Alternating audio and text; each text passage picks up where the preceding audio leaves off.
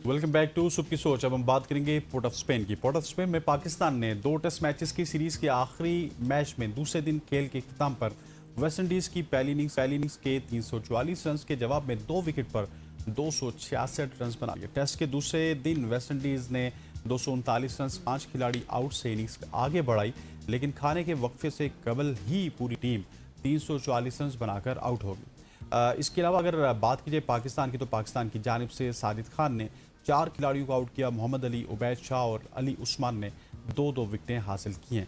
West Indies के पहली innings के 344 रन के जवाब में पाकिस्तान की जानिब से ओपनर इमामुल हक और आज़ान अवैस ने पहली विकेट पर 34 रन बनाए। इमामुल हक 14 रन बनाकर शिमाद जोसेफ का शिकार हुए।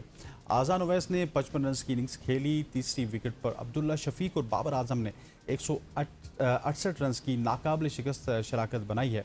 इस दौरान अब्दुल्ला शफीक ने कैरियर की छठी सेंचुरी मुकम्मल की और टेस्ट के दूसरे दिन के इख्तिताम तक पाकिस्तान ने 2 विकेट पर 266 रन बना लिए थे। अब्दुल्ला शफीक 107 रन और बाबर आजम 86 रन बनाकर विकेट पर मौजूद हैं। पाकिस्तान को वेस्ट इंडीज़ के खिलाफ पहली इनिंग्स में अभी भी 78 रन दरकार हैं और 78 रन का खसारा है पाकिस्तान को। बिल्कुल जी, इसी पर बात करने के लिए अली ताबिश ले लिया। Thank you so much Ali for your time. अच्छा अली, हमने देखा कि शुरुआत तो अच्छी हो जाती है लेकिन फिर अचानक से बैटिंग कोलैप्स कर जाती है। अब क्या लगता है वजह क्या है, और दूसरा अब क्या ये तीसरे दिन में ये रिवायत बदलेगी या बरकरार रहेगी? जी thank you for having me. वालेकुम सलाम। हम क्या कह सकते हैं पाकिस्तानी टीम को लेके?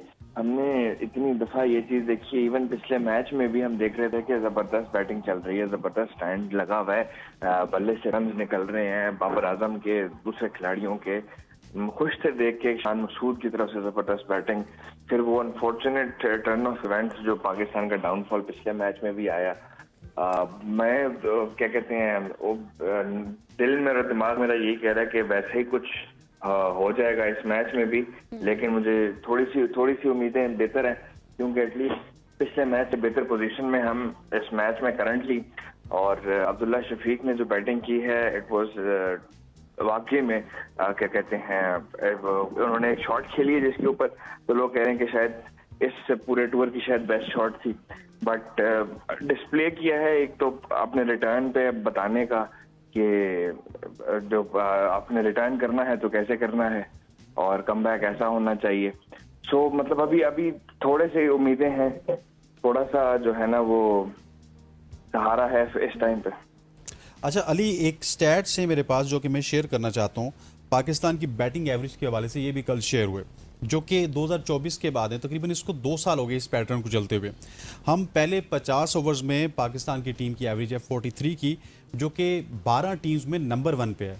कि पहले 50 ओवर्स जब हम खेलते हैं तो हम 43 की एवरेज से खेलते हैं और सबको हमने पीछे छोड़ा हुआ है। लेकिन 51 ओवर्स के बाद की जो हमारी एवरेज है वो 25 की है, जो कि 10 नंबर पे है। मतलब नीचे से हम दूसरे नंबर पे चले जाते हैं। सो ये जो पैटर्न है ये क्यों है? क्योंकि हम अगर कहें जी कि ओडीआई की हम बहुत अच्छी टीम है तो वहाँ पे भी उस तरह से रिजल्ट प्रोड्यूस नहीं करते हैं, लेकिन टेस्ट क्रिकेट में क्यों हमारा पेशेंस कम हो रहा है? सबसे ज्यादा मसला है नंबर 1, इसमें कुछ आपको ये भी चीज देखनी होगी कि इस अरसे में आपने इतनी चेंजेस किए हैं टेस्ट क्रिकेट में, इतनी चेंजेस किए हैं टेस्ट क्रिकेट में। शान मसूद कप्तान थे बिल्कुल इस साइकिल में, लेकिन आपकी टीम की तरफ सिलेक्शन की तरफ इतनी चेंजेस हो चुकी हैं, आप इतनी चीजें ट्राई करके देख चुके हो। आप अभी अपने अब ये क्या कहते हैं, हमारे ओपनिंग प्लेयर कोई ले लें तो हमें नहीं पता होता कि अगला टेस्ट मैच का हमारा ओपनिंग प्लेयर कौन होगा, कौन उसमें जो है ना वो काम करेगा। पॉइंट इज, हमें जो एप्लीकेशन है ना अपने प्लेयर्स की, हमारे प्लेयर्स की खास तौर पे, कि कहाँ पे कौन कहाँ फिट होता है और हमने इसको कैसे जो है ना वो करना है, पेस है कैसे करनी है।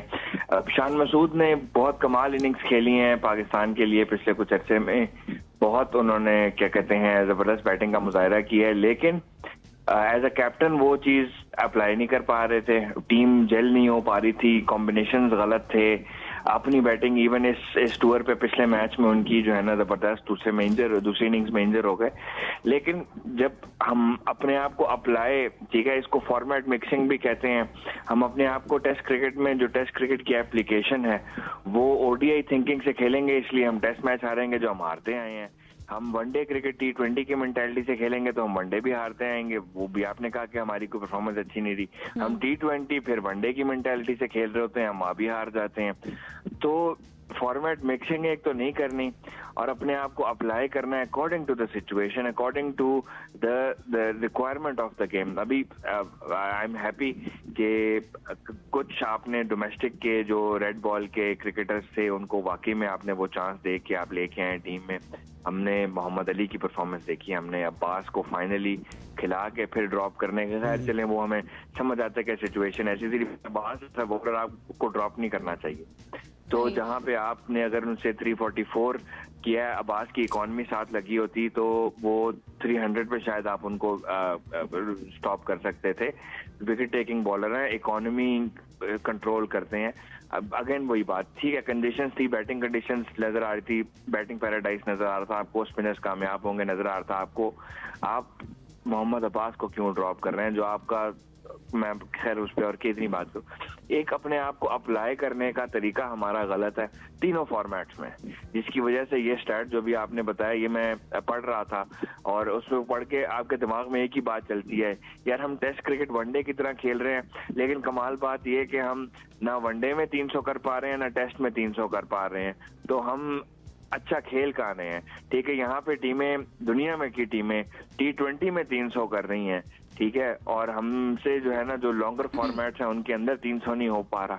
हम अब क्या कहते हैं 50 के डेफिसिट को ओवरकम नहीं कर पा रहे। मतलब मैं I can go on and on के हमारे कहाँ कितने प्रॉब्लम्स हैं, बट लेकिन जो कल की परफॉर्मेंस थी specially from Azan and then from Abdullah and then from Babar Azam, very hopeful to see Babar Azam की वो फॉर्म वापस ला के आना। मैं एक स्टैट पढ़ रहा था, मतलब कि हम ये उम्मीद कर सकते हैं अली ताबिश कि आज बाबर आजम को हम सेंचुरी करते हुए देख सकते हैं। चले बाकी हैं, अब पूरा पाकिस्तान देखेगा कि शाम 7 बजे या फिर रात 7 बजे क्या होगा। अली ताबिश हमारे साथ मौजूद थे, स्पोर्ट्स एक्सपर्ट, जो कि क्रिकेट के ऊपर बात कर रहे थे। अब यहाँ पे वक्त हो जा रहा है एक शॉर्ट सी कमर्शियल ब्रेक का, ब्रेक लेते हैं, वापस आते हैं हमारे साथ।